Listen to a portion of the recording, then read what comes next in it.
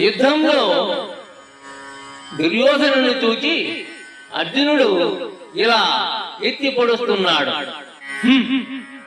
ఇది జూదం కాదురా రాజా, వంచన చేసి ఓడించడానికి నిటలాక్షిని జయించిన కిరీటితో యుద్ధం. ఏనుంగునెక్కి ఎక్కేనుంగులిరుగడరా పురవీధుల గాలగలదే మణిమయంబకు భూషణ జాలములను యుడోరగంబుననుండగలదే కర్పూర చందన కస్తూరి కాదుల ఇంపు సొంపార భోగింపగలదే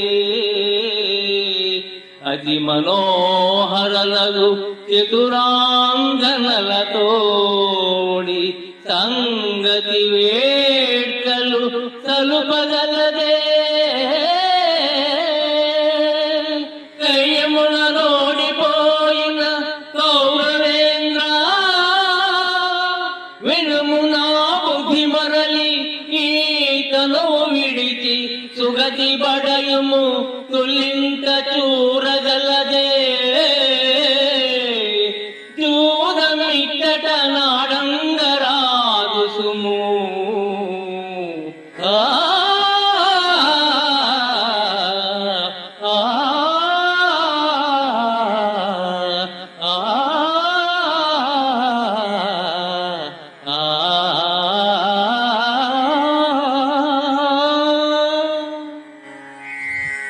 ఏనుగునెక్కి ఆ ప్రక్క ఈ ప్రక్క ఏనుగులు నడుస్తుండగా రాజధాని వీధుల్లో ఊరేగడం కాదు, ఆభరణాలను ఒంటి నిండా వేసుకుని సింహాసనం మీద కూర్చుని పొయ్యలు పోవడం కాదు, అందగత్తెలను రప్పించుకొని వారితో ఉరకడము కాదు.